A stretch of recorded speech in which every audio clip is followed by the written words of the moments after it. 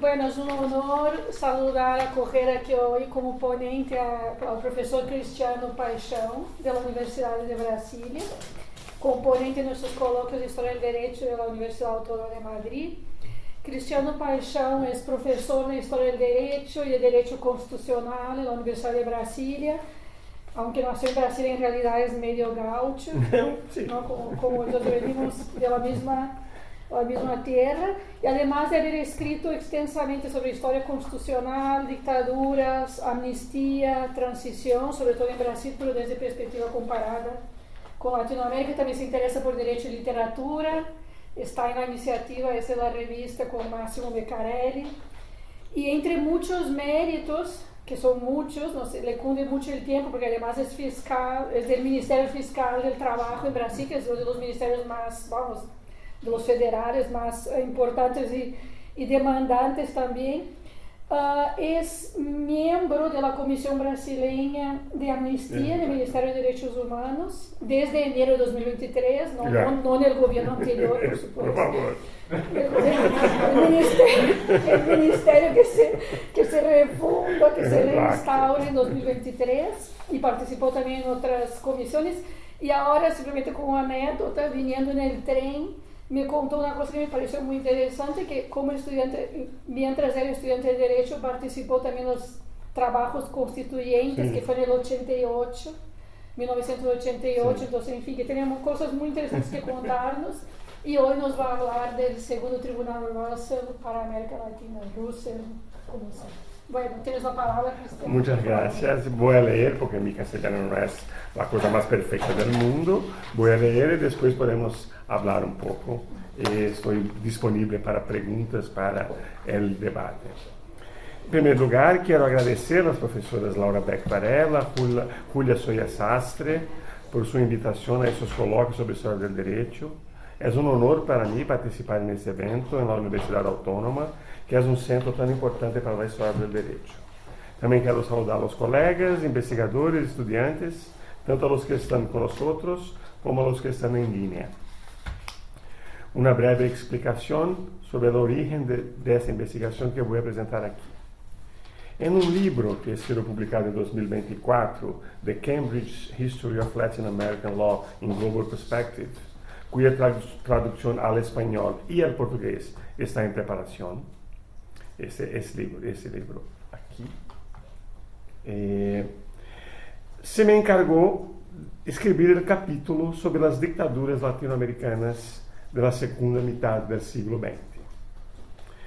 La estructura de ese artículo, de ese capítulo, tiene como temas las dictaduras en América del Sur, sus épocas, dinámicas, actores, instituciones, las relaciones entre dictaduras y proyectos constitucionales, la participación de los jueces, del Poder Judicial en general, en esos regímenes autoritarios, los actores de la sociedad, sacerdotes, estudiantes, trabajadores, la estructura de la represión. Y también siempre tengo una estructura un poco simétrica con la represión y la resistencia.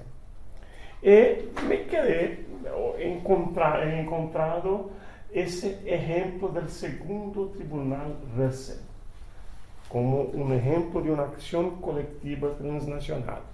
Eso me despertó para el tema de comprender más la Constitución, la convocación, el funcionamiento de ese tribunal.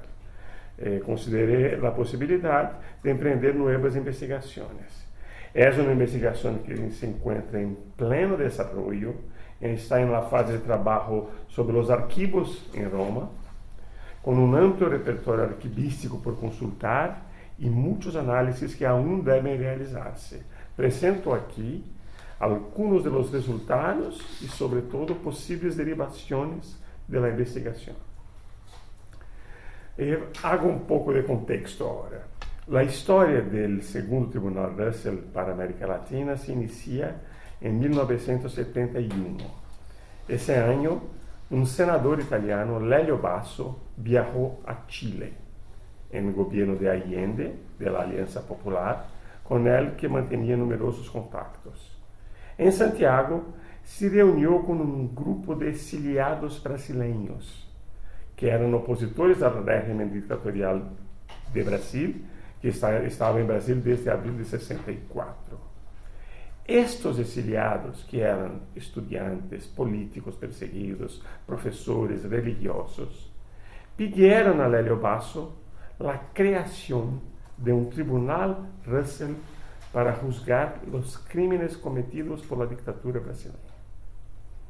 El modelo de este tribunal fue el primer tribunal Russell, que ha sido un tribunal de opinión creado por el filósofo y matemático Bertrand Russell a finales de los años 60 para juzgar la actuación de los Estados Unidos en la guerra de Vietnam. Coordinado por Jean-Paul Sartre y Simone de Beauvoir, el primer tribunal Russell se reunió en 1967 en Estocolmo e en Roskilde, una ciudad en Dinamarca, y publicó su sentencia condenando a Estados Unidos por cometer crímenes de guerra en Vietnam. Aquí vemos una imagen del primer tribunal Russell. Aquí vemos Sartre y Simone de Beauvoir en una de las sesiones de 67. Ese fue el modelo de tribunal de opinión, solicitado por los exiliados brasileños a Lélio Basso. ¿Y por qué a Lélio Basso?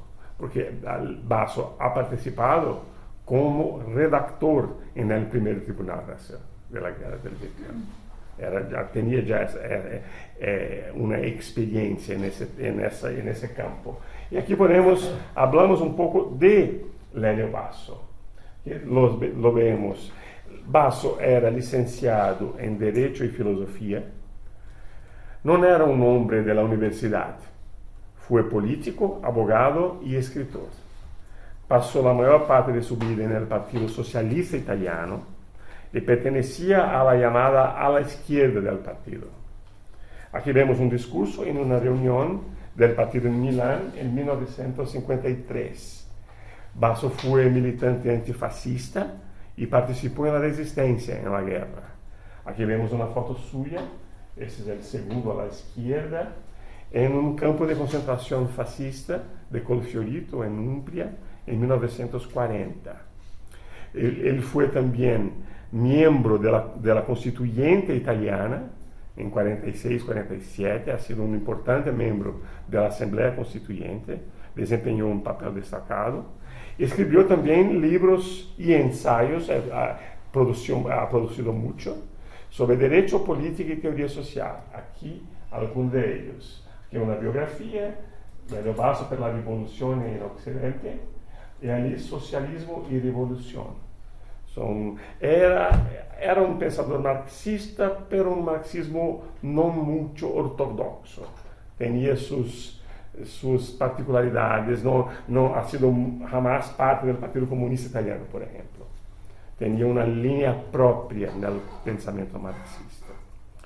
Basso, entonces, en 71, aceptó la invitación de los exiliados brasileños y se puso en marcha para crear el tribunal. Y para eso contó con importantes apoyos, como el de otro personaje aquí, François Rigaud, profesor de Derecho Internacional de la Universidad Católica de Louvain, en Bélgica. Aquí vemos una imagen de Basso con François Rigaud. A la vossa derecha está François Rigaud. Aquí lo vemos Rigaud en una imagen de él, un profesor de Derecho Internacional, que viene de Derecho Internacional privado, después va al Derecho Internacional público, y aquí los vemos en una ceremonia, eso está aquí, con la presencia de Don Helder Câmara, que es un cardenal brasileño estrechamente vinculado a la teología de la liberación. Eso es después ya de la muerte de Basso. Basso muere en 1978. Estamos aquí con el dramatis personae, las personas que han sido más destacadas en el tribunal. Ahora vemos Linda Bimbi. Linda Bimbi era una figura muy importante, ha sido la secretaria general del tribunal, era licenciada en filología por la Escuela Normal Superior de Pisa y también se convirtió en monja misionera. En la década de 1950 se trasladó a Brasil, donde trabajó en los ámbitos de la educación, la alfabetización y sensibilización de la población rural. Fue secretaria general del segundo Tribunal Russell y siguió siendo activista de los derechos humanos durante muchas décadas, optando por la vida laica tras algunas tensiones con la jerarquía eclesiástica. Aquí la vemos en una entrevista en Roma, aquí la vemos con Adolfo Pérez Esquivel, que es un argentino, que es Premio Nobel de la Paz. Y aquí su expediente de entrada en Brasil como religiosa en 1952.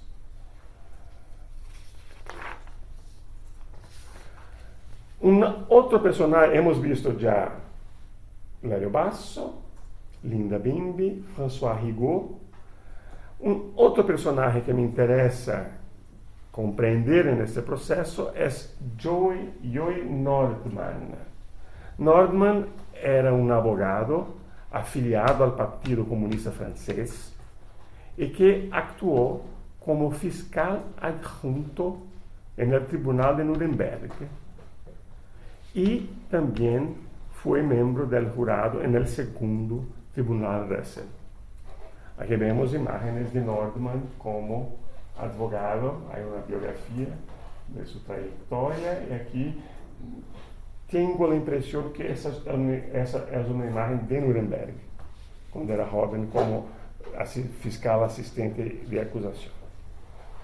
Por último, en esta relación inicial de personajes, tenemos dos grandes escritores, Gabriel García Márquez y Julio Cortázar, que han sido también miembros del tribunal. García Márquez ha sido uno de los vicepresidentes del tribunal.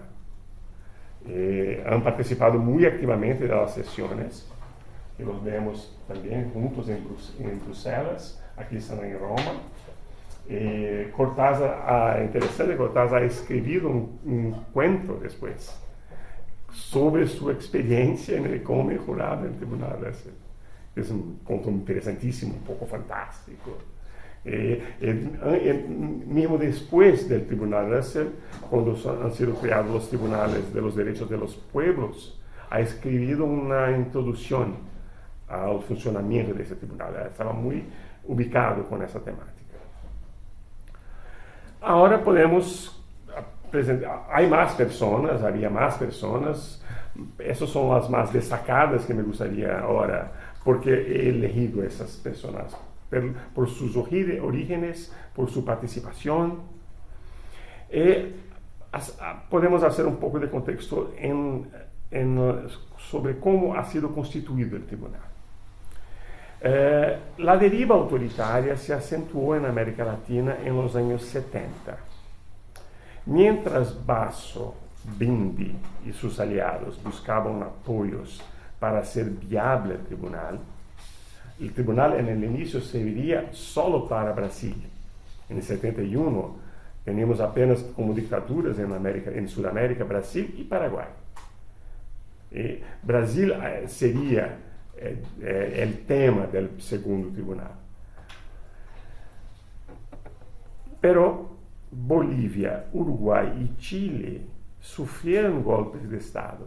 Bolivia en 71, Uruguay y Chile en 73. Lélio Basso decidió entonces ampliar el alcance del tribunal para incluir a las nuevas dictaduras. Basso se implicó, y eso es interesante para mí porque eso es un desarrollo importante, que para crear el tribunal, para obtener fondos, organizar las sesiones, se creó una red internacional de comités de apoyo que querían tornar viable el tribunal, pero también denunciaban ante la opinión pública la violencia perpetrada por los regímenes latinoamericanos. Y se formaron comités de apoyo al segundo tribunal Russell en Francia, Bélgica, Holanda, Luxemburgo, Puerto Rico, Argentina, Canadá, Alemania, Suiza, México, Portugal, Panamá, Dinamarca. En el contexto italiano, algunas ciudades han hecho comités: Génova, Venecia, San Remo, Milán. Y comités de estudiantes han sido hechos en Toronto, Chicago y Filadelfia. Ha sido construida una red transnacional que al mismo tiempo procuraba apoyo para el tribunal y denunciaba las violencias de esas dictaduras.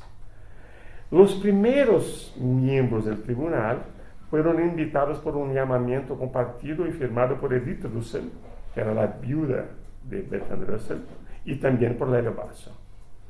Y había entre 74 y 76 un comité de honor que tenía Jean-Paul Sartre como presidente y algunos miembros: Hortensia Bussi de Allende, la viuda de Allende, Noam Chomsky, Paulo Neruda. En el jurado, que tenía más de 20 personas, fue compuesto por Vladimir Dedier, un historiador yugoslavo, Gabriel García Márquez, François Rigaud, Albert Soboul, historiador francés, Andreas Papandreou, que después ha sido primer ministro de Grecia, y Joe Nordman, y Cortázar y Nordman, como hemos visto. En el total, habían 16 nacionalidades y el mismo número de lenguas entre los jurados del tribunal. El tribunal celebró 3 sesiones.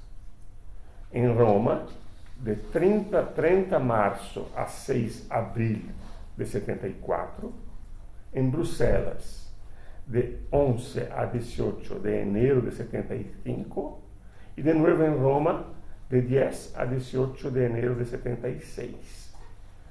Aquí tenemos imágenes de las sesiones celebradas, siempre muy concurridas y seguidas de cerca por la prensa.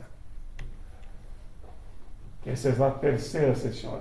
Es en un palacio de congresos en Roma, con muchas lenguas simultáneas, que eran 5 lenguas oficiales del tribunal, los jurados.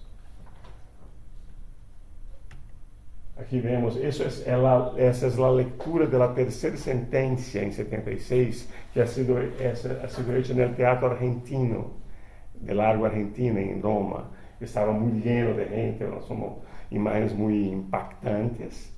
Y aquí vemos también, eso es Zelvar Michelini, era un senador uruguayo que se ha exiliado de Uruguay, de Frente Amplia, después del golpe de Estado, ha denunciado las violencias del régimen uruguayo y ha sido asesinado por la dictadura uruguaya en Buenos Aires, en una de esas operaciones internacionales que se han sido hechas en ese momento. Su testimonio es muy fuerte, muy articulado, era un político, tenía una experiencia muy grande en la lucha por los derechos humanos. Vemos al fondo Basso y François Rigaud.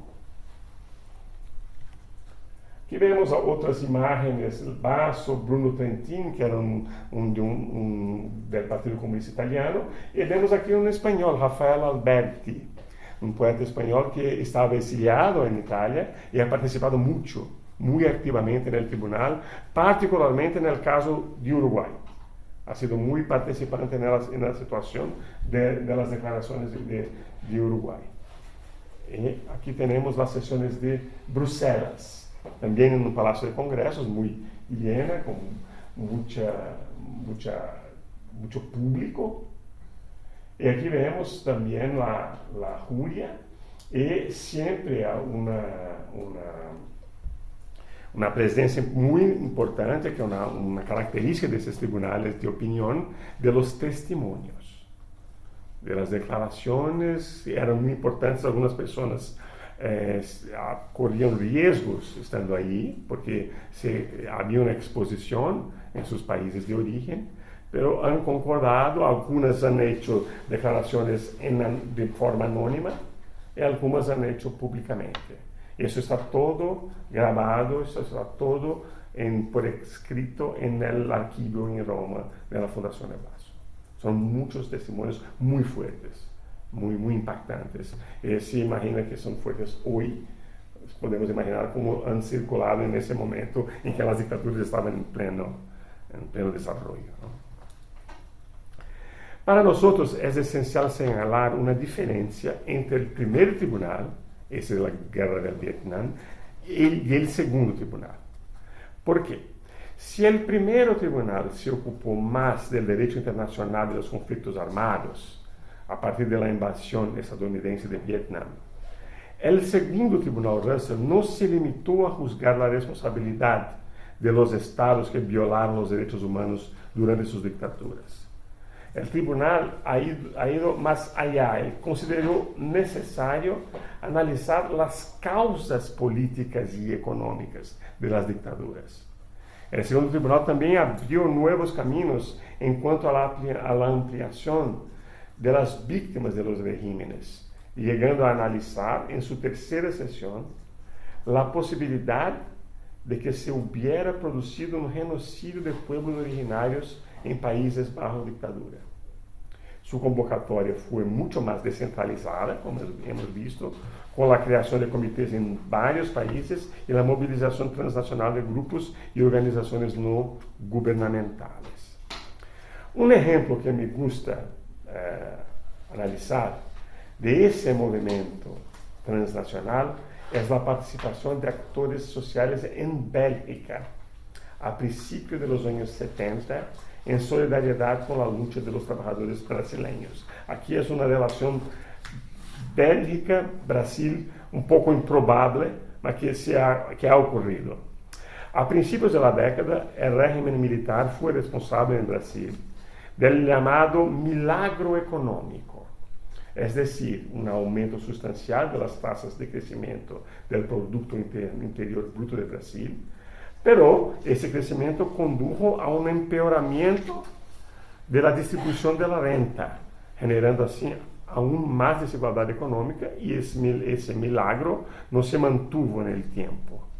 En cualquier caso, el régimen buscaba nuevos mercados para sus productos, por lo que organizó una exposición de sus productos en Bruselas en 1973. Muchos sindicatos de trabajadores belgas se movilizaron y celebraron varias protestas contra la exposición, denunciando el papel de las empresas multinacionales en la iniciativa. Eso sería una característica importante del tribunal, esa responsabilización de las empresas multinacionales. Y aquí vemos algunas imágenes de campañas de prensa, de carteles, de manifestaciones en las calles. Aquí podemos ver Brasil 70, tenemos una mano con una bandera de los Estados Unidos, y hay un militar con la su descripción, es un meeting. Aquí vemos una manifestación en una calle. Mi flamenco no está muy actualizado, mas eso no es una manifestación de apoyo a Brasil, sino una denuncia. Y aquí vemos que essa está en francés, es más humano, por la liberación del pueblo brasileño, por la lucha de trabajar en Europa, no a la explotación, no a Brasil exporta. Y los nombres de las multinacionales que estarían en la exposición, que se ha producido en Brasil, el Brasil Export Fair en 73. Y aquí vemos también un cartel interesante, no al Brasil Export, no a la dictadura militar en Chile, y un encuentro del comité. Tenemos aquí una explicación que era una protesta contra Brasil y también contra Chile. Ahora podemos, con essa apresentação de como ha funcionado o tribunal, de quem ha sido parte em sua composição, podemos agora enumerar algumas possibilidades de investigação que vêm deste contexto. São 5, com isso estou já vestindo a minha conclusão, são 5 linhas de investigação que quero desenvolver aqui. A primeira, a composição do tribunal. Hemos observado um elemento ecumênico na eleição dos membros do tribunal, especialmente em lados mais ativos nas sessões. Há políticos da esquerda italiana, socialistas e comunistas, há muitos religiosos de diferentes confissões, há juristas com diferentes orientações teóricas, um professor católico de direito internacional, um advogado afiliado ao Partido Comunista Francês. E também se insiste muito em los discursos de las víctimas e em la escucha de los testemunhos, que tiveram lugar em todas as sessões e constituem uma parte essencial do arquivo do tribunal. Isso me interessa, essa ideia de um frente amplo, uma composição plural. E isso não é solo a composição, é também a necessidade de encontrar um linguagem comum entre essa composição plural. Há muitos estudos que têm alguma polêmica, por exemplo, de Samuel Moyn, que apresenta a ideia que há um cambio no sentido dos direitos humanos nos anos 70. E isso é pouco parte desse novo cenário. Me interessa compreender como a atividade de constituição e construção de um tribunal também é uma performance de um novo conceito de direitos humanos. Essa seria a minha primeira linha de investigação. Uma segunda linha de investigação é o caráter atípico do próprio tribunal, que não está vinculado a nenhum Estado-nação e a nenhuma organização internacional. Isso ha dicho sobre o primeiro tribunal Russell. Sartre dizia, essa é a parte mais débil, mais flaca do tribunal, pero é a nossa força mais importante, porque não temos esses vínculos com outras organizações, temos o vínculo com a opinião pública. Lélio Basso ha dicho, a nossa legitimidade é posterior, é do nosso trabalho no tribunal e a repercussão na opinião pública. Isso é interessante como modelo institucional. Em França, lo rechazam incluso algumas nações. Em França, Charles de Gaulle declarou que o tribunal seria ilegal, porque só os estados podem dictar uma sentença. Ha incluso proibido Vladimir Didier, Yugoslavo, de permanecer em França por sua filiação ao tribunal. Aún com essa limitação inicial, isso me interessa porque o tribunal antecipou alguns campos de estudo relacionados com as ditaduras sudamericanas em mais de uma década.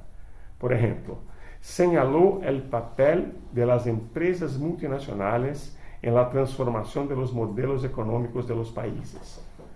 Vocês sabem que há uma discussão sobre nomes. Como chamar uma ditadura? Há historiadores em Brasil que sencillamente dizem ditadura militar. Outros dizem ditadura civil-militar. E há agora, há pouco tempo, um terceiro grupo, que é onde se habla de ditadura empresarial militar, por las ubicações entre os interesses corporativos das empresas e las fuerzas de seguridad. Uma outra antecipação é que o tribunal também antecipou a importante discussão em torno ao genocídio de los pueblos indígenas. Isso ha sido um tema importante na terceira sessão do tribunal. E como sabemos, La Declaración de las Naciones Unidas sobre los Derechos de los Pueblos Indígenas solo se adoptó en 2007.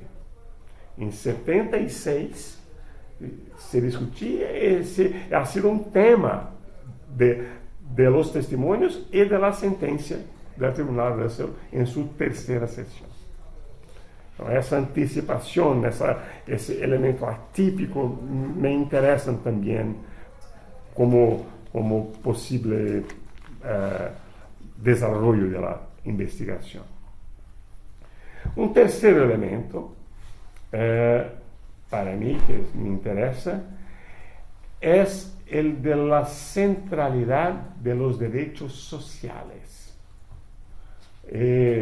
Elegido uma frase de François Rigaud, esse professor de Direito Internacional, que para ele, as raízes de las libertades constitucionalmente garantizadas são precisamente os direitos coletivos. Então, não se hacía como podemos dizer, uma defesa liberal de los direitos individuais, solo. Se subrayaba a importância de las libertades, dos direitos civis, pero sempre ubicados com uma mentalidade coletiva. Para mim, é uma evolução interessante que pode revelar uma conexão, isso para a história do direito pode ser interessante, pode revelar uma conexão entre a atividade de Hélio Basso como constituinte em la Itália da pós-guerra e a orientação do Tribunal Russell em favor de los direitos sociais. É importante subrayar que Basso foi um dos autores do artículo 3, parte 2 da Constituição italiana, que estabelece que é função do Estado, comillas, suprimir os obstáculos de ordem econômico e social que, limitando de hecho a liberdade e a igualdade de los ciudadanos, impiden el pleno desarrollo de la persona humana y la participación efectiva de todos los trabajadores en la organización política, económica y social del país. Nos acordamos también que en su artículo primero, la República Italiana se dice una república fundada en el trabajo, una república fundada sul lavoro. Es posible, el arquivio, las fuentes empiezan a confirmarme la idea que hay una conexión entre el Basso constituyente, el Basso que organiza ese tribunal, el discurso de las sentencias, con esa centralidad de los derechos sociales. Esa sería una tercera línea de investigación que puede hacerse. Hay una cuarta que es un poco más específica, pero para mí también interesante. Ese caso del Tribunal Russell, del segundo Tribunal Russell, representa, desde la perspectiva del derecho internacional público, un interesante punto de conexión entre momentos cruciales del siglo XX. Esto tiene que ver con la participación del jurista Hohe Nordmann. Él actuó como fiscal adjunto en los juicios de Nuremberg, participó en el primer Tribunal Russell para los crímenes de guerra en Vietnam y también fue protagonista en los años 80 en los casos franceses de crímenes contra la humanidad, en los procesos contra Paul Touvier, Maurice Papon y Klaus Barbie, que eran tres militares, oficiales franceses del gobierno Vichy, que han sido juzgados por crímenes contra la humanidad. Nordmann estuvo presente en todos esos casos, en Nuremberg, en los dos primeros tribunales Russell, y después en los casos de los años 80 de los crímenes contra la humanidad del régimen de Vichy. Es interesante porque ha produzido alguma tensão. Era afiliado ao Partido Comunista Francês e para a deuda de Bertrand Russell e para a fundação de Russell era inadmissível tê-lo como jurado. Como fazer? Como garantizar sua participação? han encontrado una solución óptima. Han publicado 2 listas de jurados. Apenas una de esas listas tenía la aprobación de la Fundación Russell. La otra no. La única diferencia entre las dos era la presencia de Norman. No querían que su nombre, porque aquí estamos con la Guerra Fría en el fondo, no querían que su nombre se hubiese asociado como miembro del Partido Comunista a una actuación de la fundación con el nombre. La deuda ha amenazado retirar el nombre Russell del tribunal. Y ha sido muy importante ese nombre Russell, por la credibilidad de Bertrand Russell como pacifista. Ha sido una tensión la participación de Norman en el tribunal. Ese, para mí, es un personaje muy importante en este cuadro más amplio del derecho internacional. Por último, eso me interesa también en la perspectiva de la historia del derecho y en la perspectiva de la historia constitucional. Los archivos nos muestran una interesante estrategia seguida por el tribunal, y eso especialmente durante su primera sesión en Roma en 74. ¿Cómo podemos deducir de las comunicaciones entre los miembros del jurado y de las declaraciones de Lélio Basso? Uno de los principales objetivos del tribunal era demostrar que las dictaduras juzgadas ni siquiera cumplían las propias normas de excepción que habían dictado. Basso y Salvatore Senese, que era un juez del Poder Judicial italiano, que también hacía parte del Tribunal Russell, tenían siempre esa preocupación en sus preguntas a las testemunhas, en las declaraciones. La pregunta es, ¿cómo se organiza jurídicamente el régimen? Y el régimen cumple aquello que dice que es la ley de excepción.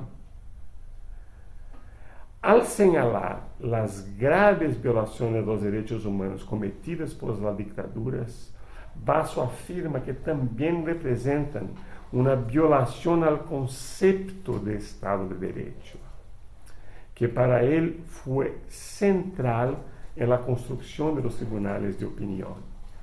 Eso me interesa ver aquí, el Basso jurista, el Basso que está ubicado a los conceptos del Estado de Derecho.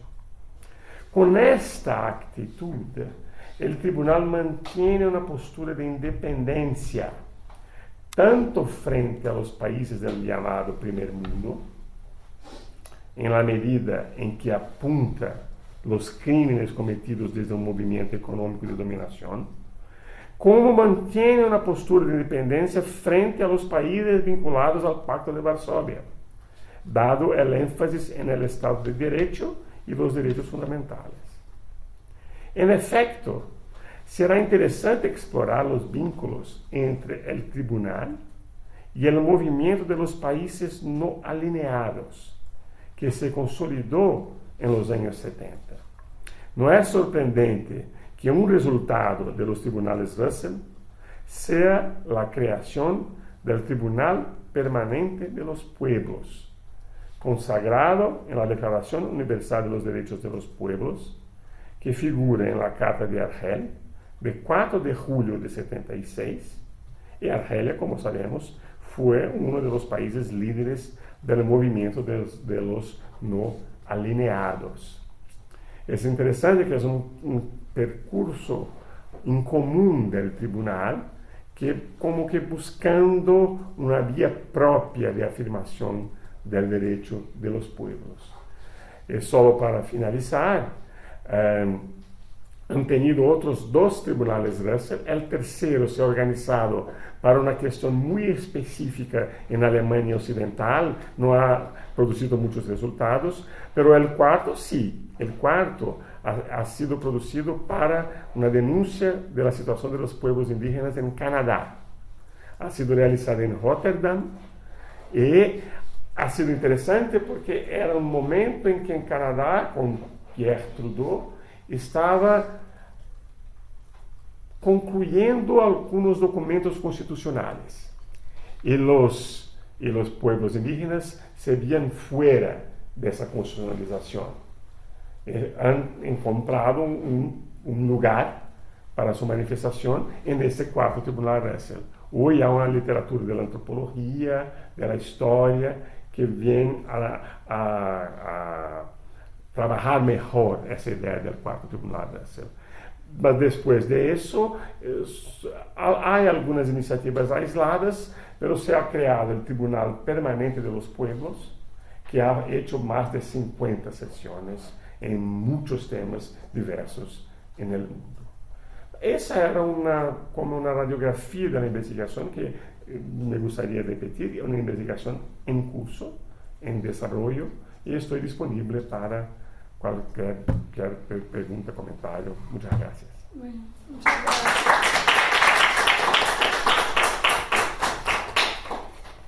Muchísimas gracias. Ha sido un gusto escucharte y tenemos aquí un turno.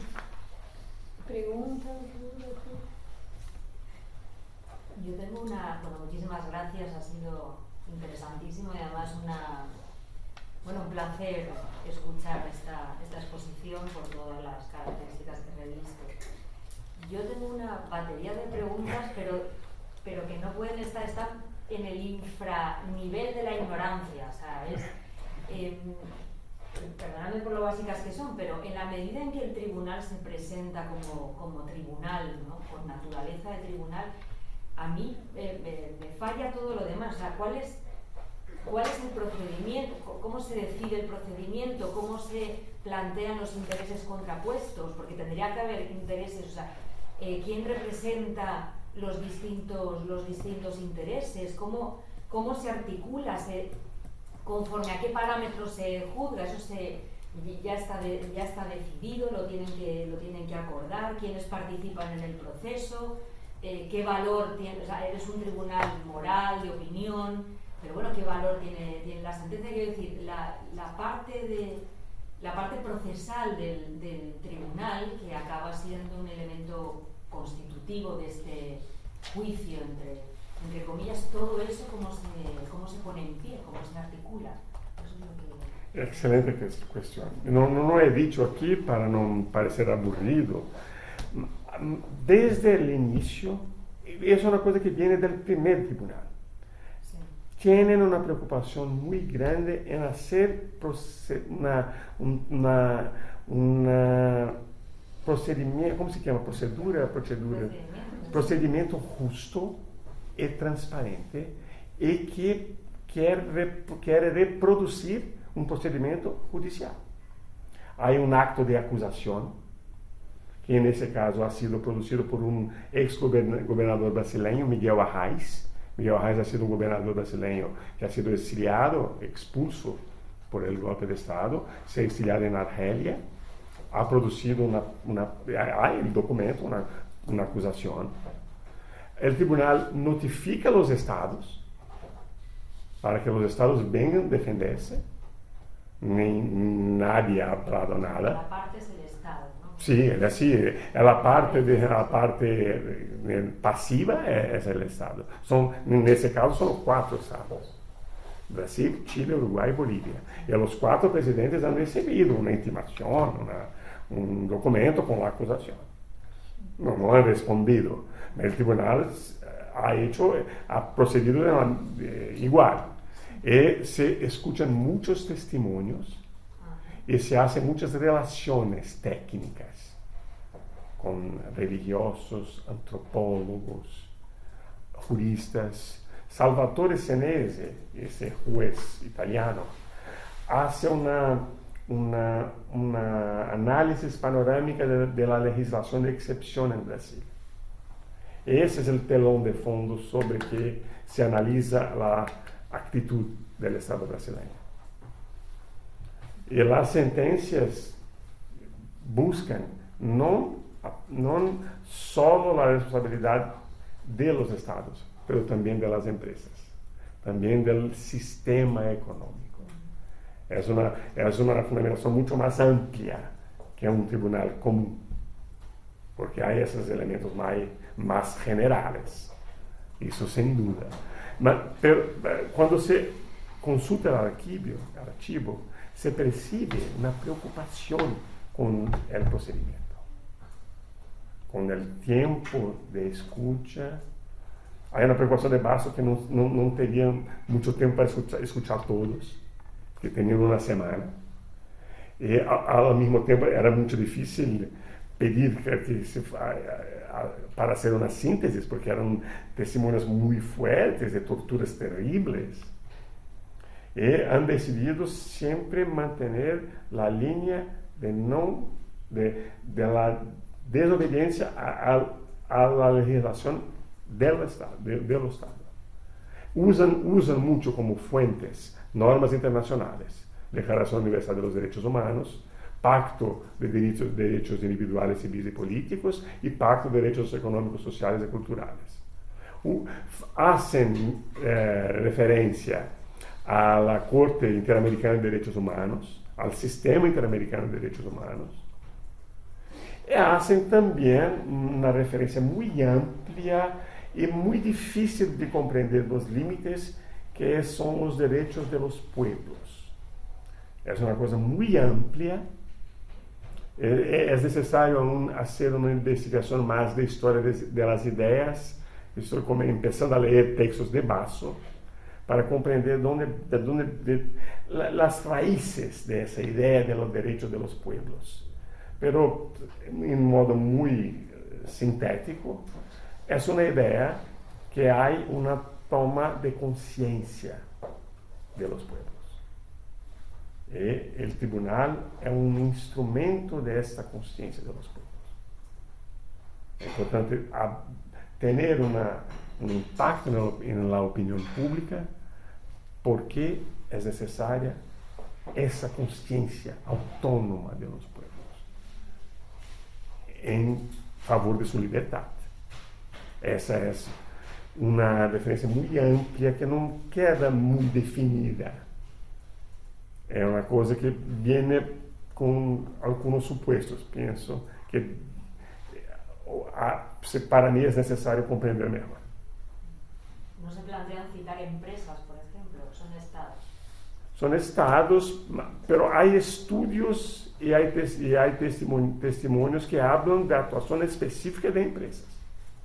Y después otros tribunales, cuando ha sido creado el Tribunal Permanente de los Pueblos, han investigado empresas específicas, como Monsanto, como aquel desastre ecológico de Bhopal en India. Han investigado la actuación de las empresas particulares.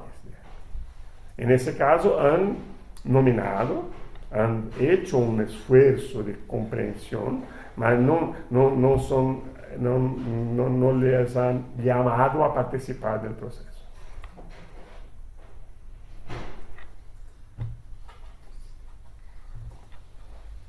Bueno, pues a mí me pasa un poco como a Julia. Primero, muchísimas gracias, ¿no? Y perdón por el retraso, pero muchísimas gracias por estar aquí. Es estupendo tenerte aquí con nosotros. Tengo muchísimas preguntas, pero me voy, como soy una persona egoísta, me voy a centrar en las que me interesan particularmente. Me interesan particularmente para mi propio consumo y mi propia, digamos, trabajo que tengo por delante. La primera es una cuestión muy académica. ¿Estás de acuerdo o no con la tesis de Noel sobre que ya no sé que, bueno, pues que se puede mantener o no, pero la tesis está de que, mire, los derechos humanos, ¿no? Por decirlo así, no se cambian nada con la formulación de la declaración, ni siquiera después con los juicios, sino que es algo que empieza en los años 70, y no es tanto derechos en el sentido más jurídico, si es que se puede decir esto, sino que se puede hablar de una cultura de derechos humanos formada, ¿no? Entre otras cosas, justamente por iniciativas como esta. ¿Hasta qué punto estás de acuerdo con esa perspectiva? Porque claro, Por una parte, quizás es históricamente, bueno, sostenible, ¿no? Pero claro, por otra parte, le quita muchísima juridicidad a la cuestión de los derechos. Entonces, bueno, los derechos se pueden utilizar en términos así propagandísticas. Tengo derecho a, o si se concreta, no hay derechos sin garantía. Es decir, es igual que hablemos de muchos derechos si no hay garantía. Y claro, me imagino que cuestiones como esta buscan encontrar una garantía posible, sí, ¿no? Porque es que si no, tribunal, derecho, etcétera, etcétera, pues es propaganda bien intencionada, pero no se concreta, ¿no? Esta es la primera cuestión. Vale. La segunda también, siguiendo incluso después ya a las cosas que dice Moen, que hay veces que me convence y hay veces que no. Claro, ¿hasta qué punto ese momento histórico se ha cancelado? Ya. Bueno, claro, si lees el periódico, que sale Trump, pues ya, pues, ¿para qué vamos a discutir, no? Ya estamos fuera de todo esto, ¿no? Ya estamos fuera de todo esto, entonces, bueno, pero justamente en ese sentido, ¿cuál es tu opinión respecto de la multiplicación de la formalización de derechos? Claro, porque fíjate que está ahí la centralidad de los derechos sociales. Bueno, yo le diría otra cosa. Los derechos sociales tienen que ver con el establecimiento de estados decentes.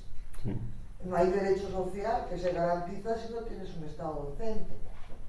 Y por otra parte, la cultura esta de los derechos humanos siempre ha sido una cultura, bueno, siempre, en contra del Estado. Con lo cual es contradictorio. Es contradictorio. Tú no puedes decir entre los derechos humanos, la fase previa son los derechos sociales, y eso lanzarlo contra el Estado. Los derechos sociales son derechos comunitarios. Y si son derechos comunitarios, como tú lo has dicho, son derechos a que otro haga. Si el otro no hace, ese derecho es una tontería, es una obligación. Por lo tanto, esa es otra cuestión. Y luego yo no quiero más monopolizar, pero no me ha quedado claro los desarrollos que tú has planteado sobre el tema del derecho internacional público. Ah, vale, sí. Quiero decir, no me ha quedado muy claro, porque claro, de nuevo, otra vez, ¿no? Si sigues la cosa esta de no las historias del derecho internacional, desde Costenienia, todo lo demás, no, ¿qué te viene a decir? Bueno, que el derecho más o menos internacional público se empieza a lavar la cara prácticamente a mitad del siglo XX, no antes, ¿no? Porque antes lo que tiene es las consecuencias de un derecho internacional basado en el colonialismo más repugnante, ¿no? Por decir así, el decimonónico, quiero decir. Y es un discurso, ¿no? Claro, ese derecho internacional público que se está lavando la cara, entre otras cosas, con la política de derechos humanos, pues claro, ¿qué desarrollo posible tiene? Y hasta qué punto ese desarrollo, no digo qué desarrollo, ¿a qué te estás refiriendo? No, ¿a qué en concreto te estás refiriendo con el término de desarrollo? Tengo muchas más, pero me paro aquí. Muchas gracias. Un honor recibir esas preguntas. Podría decirte que en quase todo estoy de acuerdo con tus dudas. Porque cuando leio hablando de la primera cuestión, quando leio esses textos de Moen e seus discípulos, ha curado 2 ou 3 livros com esse tema, sempre muito interessante, me parece sostenível, porque em verdade há cambio no discurso, he leído una fuente que un revolucionario argentino dice, hasta 74, 75, nadie hablaba de derechos humanos. Nosotros hablábamos de revolución. No queríamos hacer la revolución, era una otra cosa. Y los derechos humanos empiezan a tomar, a ocupar un espacio. Eso sí. No sé si estou de acordo com a portada que dá Moen. Que esse seria um câmbio no conceito. Para mim, seriam usos dos conceitos e do linguagem. Porque no linguagem revolucionário há também, se nós vamos em Brasil, antes dessa universalização dos direitos, algumas comunicações políticas têm já esse elemento mais universal. Não é toda a organização de esquerda que ha sido, por exemplo, por a revolução. Algunos tenían una idea un poco gramsciana, de llegar en el poder por las vías institucionales, otros tenían una idea de no violencia. Ese tema de la violencia y no violencia siempre ha sido un campo de tensión. Y no ha empezado en los años 70, antes. Pero ellos encuentran una cosa interesante, que es una institucionalización de ese discurso. Por ejemplo, Amnesty International ha sido fundada en 61. En esos primeros años hay pocos filiados. En fines de los años 60, es una explosión de publicaciones, de relaciones y de artículos en la prensa. Hay una cosa que empieza a desarrollarse. E eu me quedaria em um plano intermédio entre a euforia dos anos 70, mas também reconheço que há um trabalho interessante, que o Tribunal Russo é possível que tenha algum contato e também algum rol nessa transformação. Sobre a segunda questão, da formalização e da universalização dos direitos, para mim isso vale para a segunda e para a terceira questão. O direito sempre quer capturar algo. Quando no direito actores se organizam para criar tribunais, criar procedimentos como a preocupação de Julia, para dictar sentencias, é uma forma de controlar uma coisa, controlar algo. E também conferir um tipo específico de linguagem. Por exemplo, há alguns casos de pessoas que não estavam de acordo em participar. Paul Ricoeur. Paul Ricoeur ha sido invitado e ha escrito uma resposta dizia que eu não posso ser cidadão e juez. Ou sou cidadão ou sou juez. Não é que é mais sofisticado, não é um gaullismo no sentido de é o Estado que faz os juízos, não, é no sentido eu como cidadão tenho uma participação cidadana na vida pública, não como jueces. É interessante essa provocação, que eu não he visto em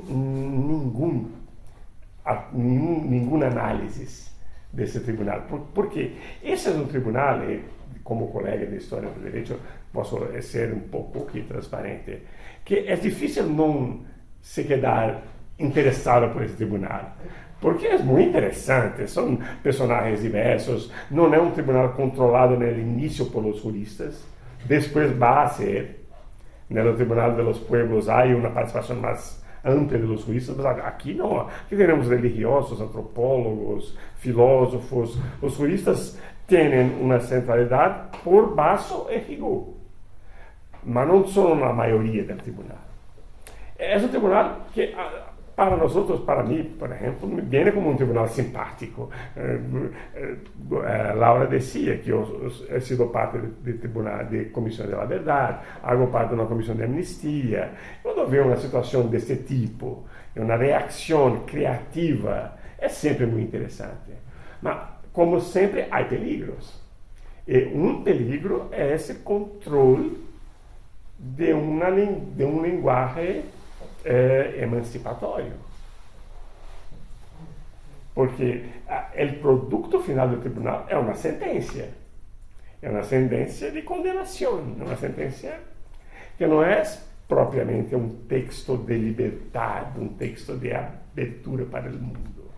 Es una sentencia que es redactada por juristas. Es posible que aquí haya una expansión del campo del derecho también. Y que eso puede tener muchos efectos. Por ejemplo, es una cuestión viva hoy en Brasil. Laura conoce eso muy bien. Se dice que Brasil ha tenido una dictadura más blanda que la de Argentina, Chile, Uruguay. Eso es falso, pero es un mito que circula. Y una de las razones para ese mito circular es una mayor presencia de los juristas en la literatura brasileña. La idea es que tenemos actos judiciales, que teníamos un poder judicial que estaba en funcionamiento. Que el Parlamento cerró por muy poco tiempo, que había elecciones regionales. Eso, he publicado un artículo sobre eso. Eso ha sido una decisión consciente de la dictadura. Han creado una textura abierta de normas para mantener a la excepción viva, pero con el lenguaje jurídico. Y uno de los resultados es que, por ejemplo, no hemos tenido ninguna depuración. El resultado es que los índices de tortura en Brasil hoy son 10 veces más que en los otros países. La comparación es el contrario. No es nada de blando en la actuación, Laura conoce eso, en la actuación de la policía, la actuación de las instituciones del sistema de la justicia. Entonces, hay peligros en eso, ¿sí? Y muchas veces cuando leo en los archivos, leo las intervenciones de Basso, de Rigaud, son intervenciones jurídicas. Y eso debemos siempre tener en cuenta. Es un tribunal de opinión, pero un tribunal de opinión también un tribunal. Eso ofrece algunos límites para su actuación. Sobre la tercera cuestión del derecho internacional público. Eso es una cosa muy inicial. Para mí interesa saber cómo se construyen esas figuras de genocidio y de crímenes contra la humanidad, que asumen estructuras diversas en el tiempo. Y me interesa saber cómo eso ha sido tratado en modos diferentes, en tribunales diferentes. Es más una idea de comprender esa mudanza conceptual. Sería eso. Muchas gracias por las preguntas. Tengo más, Mas, bueno, yo tendría uno o dos. Por favor. No, simplemente Cristiano por tu presentación que ha sido muy interesante, sobre todo que yo desconocía por completo y que me ha generado cierta nostalgia por épocas que no he vivido, Sí. porque bueno, pues has hablado de una época en la que había cierta autoridad en el espacio público por parte de determinadas figuras, ¿no? que incluso no eran capaces de participar y digamos, tener autoridad o había una jerarquía, sino que además incluso tenían alguna otra confianza, como en el ejemplo que has mencionado ahora de Riquet, ¿no? de creer que era incluso mejor participar para persuadir que para sentenciar. También es interesante ese giro, ese juego. Mis preguntas, me temo que van a ser muy mundanas, se deben más a curiosidades vinculadas al desconocimiento factual sobre esta cuestión, y en particular por una cosa en la que te has centrado mucho y también en comparación con el primer tribunal Russell, para enjuiciar a Estados Unidos por Vietnam, ¿no? El segundo es una cuestión en la que has insistido mucho en contraposición a esta idea de derechos humanos entendidos en sentido individualista, en el interés por reivindicar a los pueblos, en la figura de los pueblos, etc. Y aquí, a lo que me estaba recordando, que no sé si estará fundado o no, me gustaría que me respondieras, si es posible, si esto realmente es un segundo juicio contra Estados Unidos en último término, ¿no? Si esta insistencia en los pueblos al final lo que está diciendo es un juicio al imperialismo estadounidense en América Latina, al igual que el primer juicio había sido un juicio contra el imperio estadounidense en Asia. Porque me parece, ¿no?, que de alguna manera si se insiste mucho en esta cuestión de los pueblos y no tanto en, oye, que estos son estados que están ejerciendo su autoridad de manera ilegítima contra individuos, pues a lo mejor yo creo que también hay algo como de tribunal Russell II, de verdad, incluso materialmente.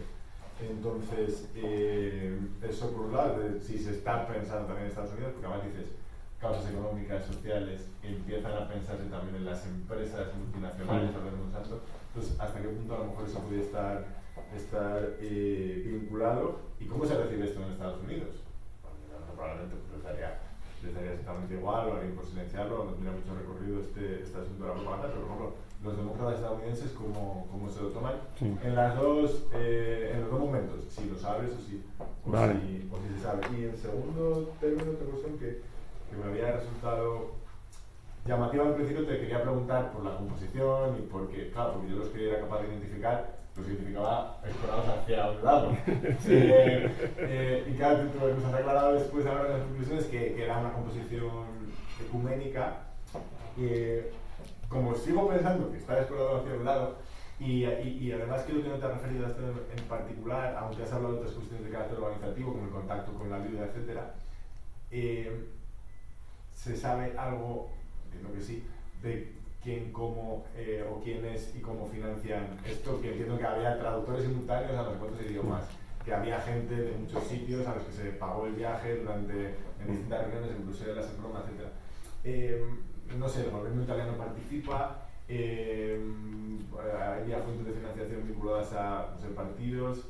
Si se sabe algo acerca de eso, insisto, son preguntas muy mundanas y muy factuales, pero que me parecen interesantes un poco para tener una panorámica mejor de un objeto de estudio por el que te felicito, porque verdaderamente es muy interesante y nos habla del derecho, quizá no como fenómeno, sino como discurso que también puede ser utilizado en un tiempo que me temo que, como decía José Laurente, que ya no existe. Porque ahora mismo se me ocurrirían 5 o 6 tribunales Russell que se podrían montar, pero lamentablemente me temo que nadie escucharía a quienes tuvieran algo que decir, salvo que tuvieran no sé cuántos seguidores en las redes sociales.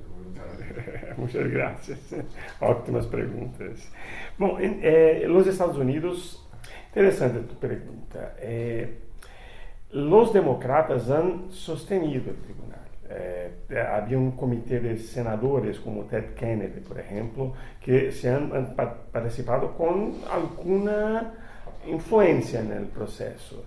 Una ala del Partido Demócrata, más a la izquierda en un sentido muy americano, ha sostenido el tribunal. Los sistemas, la CIA ha observado todo. Tenemos hoy muchos informes de la embajada en Bruselas. Se decía que en todos que participaban había muchos infiltrados en el tribunal. Eso es evidente.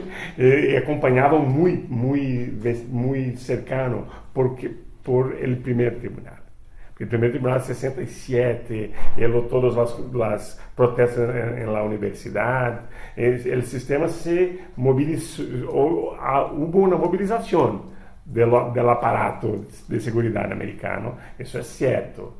Y hubo también un poco de una ala muy específica del Partido Demócrata participó, eso es cierto. Sobre si los Estados Unidos eran, muy interesante tu cuestión, si los Estados Unidos eran los reos en el fin del proceso. Eso es difícil decir porque la composición es muy diversa. Hay liberales que sostenían el tribunal.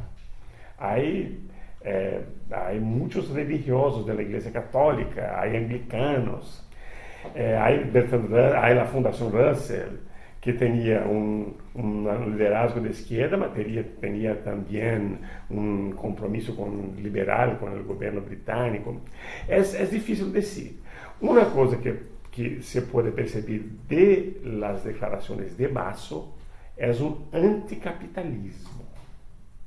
Basso está, para mí, hay una certidumbre que el capitalismo es algo a ser eliminado.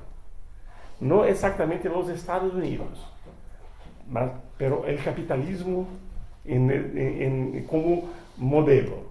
Ahí, para mí, me queda muy claro que Basso comprende que estamos en una fase de transición. Eso es muy difícil para ustedes hoy, comprender eso. Me acuerdo de un profesor un poco más viejo que yo en Brasil que decía, es curioso, ha hecho una aula magna en Brasil y decía, veo ustedes hoy que no consiguen, no logran imaginar, pero para nosotros en 78 no se discutía, por ejemplo, si el capitalismo terminaría. ¿Se discutía? ¿Cuándo?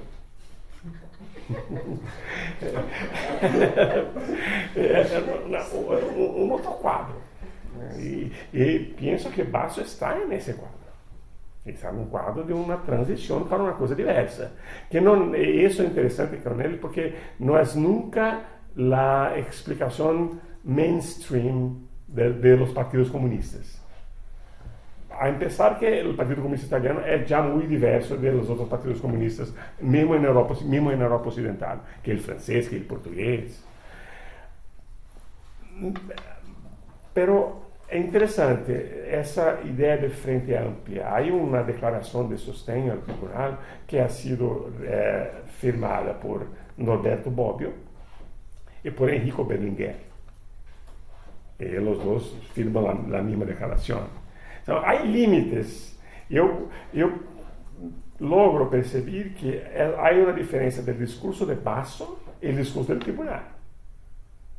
Porque Basso não tem uma hegemonia no tribunal. Tem um controle, tem uma capacidade de organização. Mas uma coisa são as ideias de Basso, outra coisa são as decisões da sentença do tribunal, que são mais amplias. Eles não têm tanto compromisso com uma tese.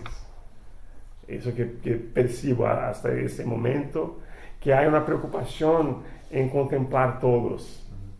E é por isso que quizás o discurso seja mais aberto. Porque há muitas linhas diversas representadas no tribunal. Isso é facto. Há teólogos, há de todo. Sobre a financiação, isso é interessante. Há um livro, está ali comigo, de Giancarlo Monina. Giancarlo Monina é um historiador italiano que é especialista em tribunais, um historiador brilhante, ha feito um trabalho de arquivo excelente, publicado 3 ou 4 livros sobre tribunais. Ele descreve um pouco, não he visto aún os arquivos de isso, porque têm os arquivos de todos os esforços. He visto que ha tomado mucho tiempo y que la estrategia era de viajar mucho para engañar fondos. Siempre quien viajaba, Basso y Linda Bimbi. Algunas veces juntos, algunas veces se dividían, percorrían Europa y otros países con una búsqueda por fondos. Por lo que percebi, não tem um sostenho de um Estado-nação. É possível que Basso, como senador, tenha utilizado seus fundos de viagem, mas uma suma oficial, penso que não. Han hecho muitas campanhas de arrecadação, muitas. Han vendido subscrições. E alguns empresários italianos, mas um pouco de esquerda, han hecho donações importantes para o tribunal. Aí os nomes, alguns tinham um grupo de empresários mais comprometidos com a Constituição, os direitos sociais, e isso ha sido uma fonte importante também de financiação para o tribunal. E sobre nostalgia, interessante ter usado essa expressão, porque eu, como digo aqui, como entre nós outros que somos todos colegas de história do direito, eu não he vivido, era muito jovem, não me acuerdo de nada do tribunal de Acerto. hay un sentimiento de nostalgia cuando se va en el archivo, cuando se ven las imágenes, es inevitable. Ha ocurrido conmigo, porque he visto una película, no sé si esa película ha llegado en España, una película italiana, se llama Berlinguer, La grande ambizione. È una biopic, è una biografia di Enrico Berlinguer, è una película bellísima, muy hecha con mucho cuidado. El actor que hace Berlinguer es Elio Germano, un actor brillante italiano. Cuando vemos aquellas manifestaciones en calle con millones de personas, con una actitud de las fábricas, para mí parece un mundo muy, muy distante. Ese es el mundo del tribunal. Para mí un vestigio, una posibilidad interesante de comprender un poco esa idea de los no alineados. ¿Dónde se ubicaba el tribunal? ¿Cuáles eran los proyectos de esos países no alineados? Yugoslavia, Argelia, que tenían una idea de conciencia de los pueblos. Eso jamás viene definido, qué sería esa conciencia de los pueblos. Lo que percibo es una preocupación en no ser satélite de ninguno de los dos campos de la Guerra Fría. Esa es una preocupación del tribunal, que me parece muy clara entre todos. Eso puede ser un factor de unión del tribunal, de no pertenecer a ninguno de los dos bloques de la Guerra Fría.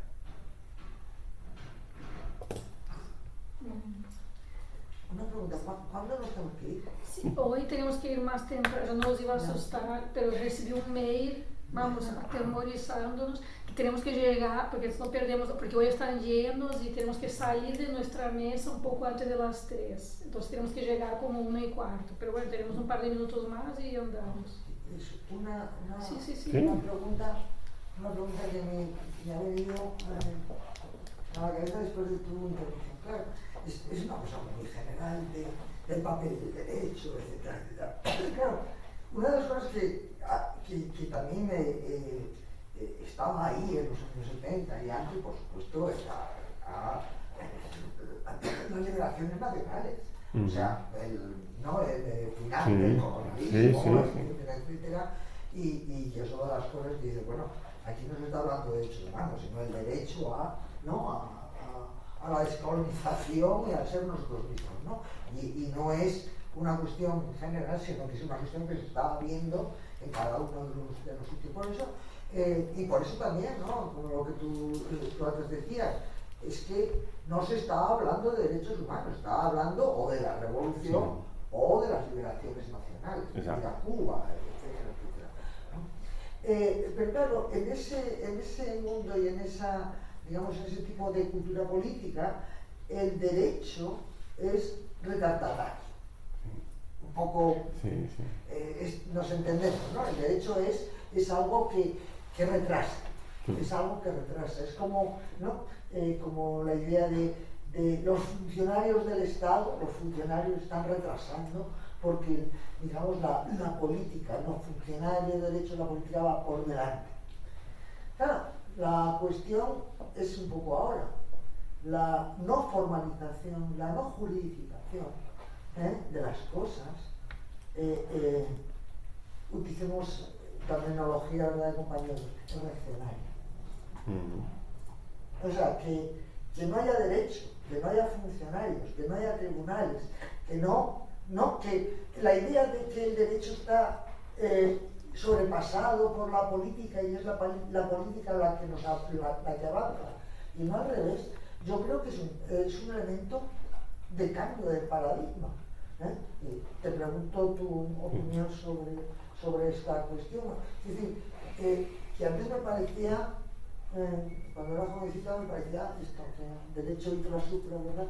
Y tal, pero es que ahora me parece todo lo contrario. Y no porque me haya vuelto reaccionaria, como dicen esta gente joven, sino porque creo que es verdad. ¿qué está pasando en Estados Unidos? Sí. Es decir, ¿qué está pasando en Estados Unidos? Se está cargando cuestiones básicas. Cuestiones básicas. En este caso, defender, entre comillas, el derecho, tú lo has dicho mismo, el derecho internacional es algo liberador. Y en ese sentido, ¿no? Si tú también compartes esta opinión o crees que también como con esta gente joven tiene muy buena reaccionar. Son espantosos, Estás anaranjando. Sí. No, una cosa interesante, mi preocupación aquí es comprender un poco cómo el tribunal se autocomprendía. ¿Cuál sería su autocomprensión? Hasta ahora verifico en los textos, en las sentencias, en las preguntas. Eso es una cosa que he aprendido con un ensayo de Carlo Ginzburg, que muchas veces entendíamos la situación más con las preguntas que con las respuestas. Las preguntas que el tribunal hace nos dicen cosas que el tribunal piensa de sí propio.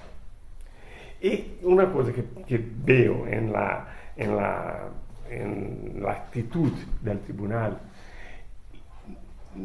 no he encontrado, tal vez con Nordman, pero no he encontrado en Basso, en Rigaud, en otros, esa idea de una extinción del derecho. No dicen eso. Veo una idea de una transición, una idea de una transformación.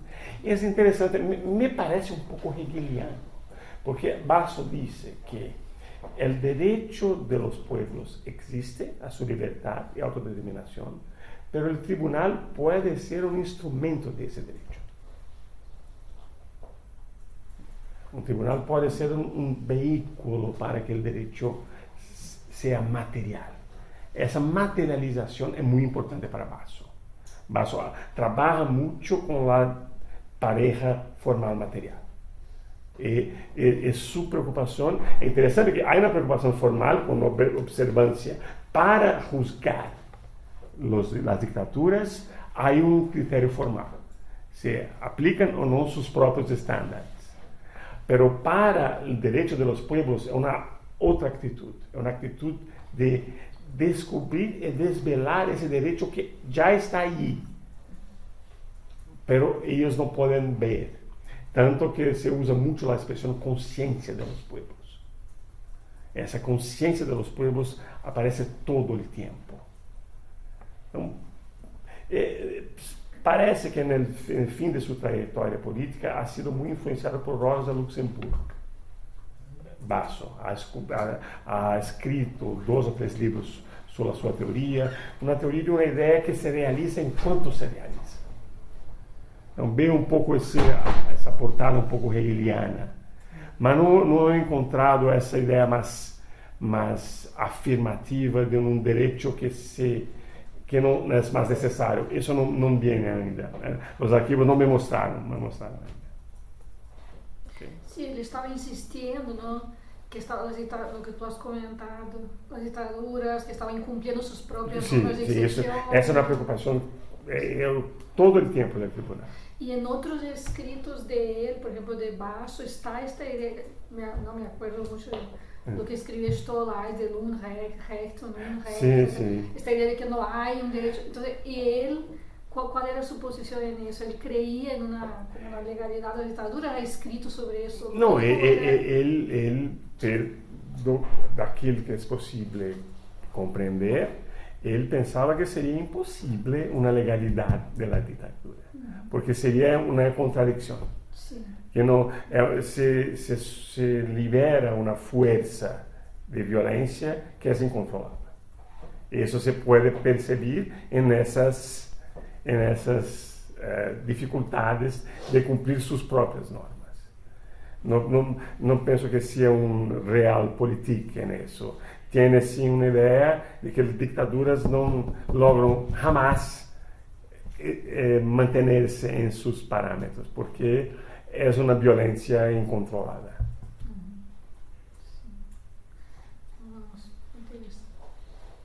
Más preguntas.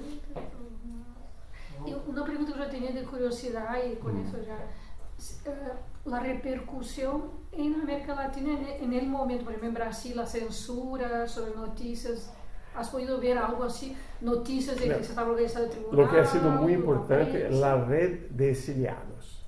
Esa red de exiliados ha sido muy eficaz, porque la prensa europea ha sido muy presente, eso ha circulado en Europa, y la red de exiliados brasileños, que era muy fuerte en París, han hecho muchos periódicos, muchos relatos, muchas descripciones por escrito que llegaban aquí en esos círculos.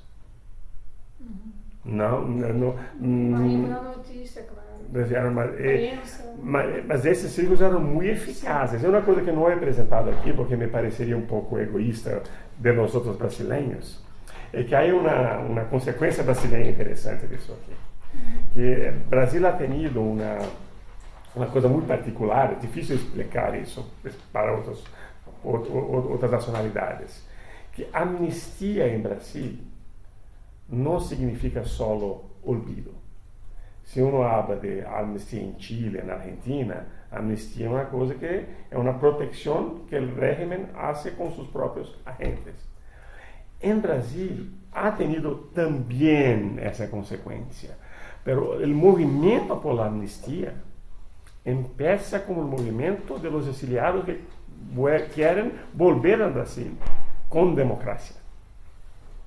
Então, é interessante que depois do Tribunal Russell, o Tribunal Russell ha influenciado no início da campanha por la amnistia.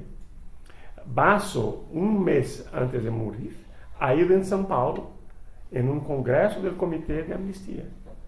Han sido fundados muitos comitês de amnistia em pequenas cidades italianas, com esse grupo de exiliados que mantinha essa ideia. Depois de denunciar as violações de direitos humanos, o próximo passo foi constituir os comitês de amnistia.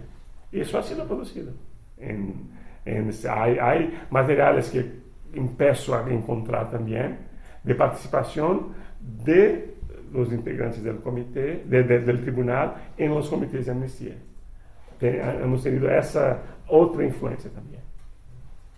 Pero eso no es raro. Sí, ese es el lema de la transición española. sí, Es decir, el lema de la transición española era libertad, amnistía y estatuto de autonomía. Sí. Pero lo que se pedía primero era la amnistía, según la legislación del franquismo, claro, para que los que estaban, ¿no? Se convirtieran en agentes políticos. Sí, exacto, es lo mismo en Brasil. Es exactamente igual es más, siempre en España siempre se ha tenido hasta ahora, que ahora es amnistía, la idea de la amnistía como exactamente como un elemento liberador y de salida de la dictadura. Exacto. Un instrumento de salida de la dictadura. Pienso que eso ha sucedido solo en Brasil y en España. Bueno, en España. Eso. A ver si nos reunimos con otros. Pero porque en América Latina, me acuerdo, en los congresos en Chile, Argentina, los profesores dicen así, no queremos, para nosotros la amnistía significa solo Aqui é muito claro. olvido. É interessante. Sí. Eu he escrito um artículo pequeno que se chama Los sentidos de la amnistía. Que la amnistía tiene esas dos portadas, uma mais para a autoamnistia e uma outra que é uma amnistia como integrador. Sí, Primero fue personal, la amnistía entendida como personal, y segundo, la amnistía se identificó con la legalización del Partido Comunista. Sí. Como elemento. Es interesante, es más compleja la vida de la amnistía en Brasil. Hasta hoy yo soy parte de una comisión de amnistía.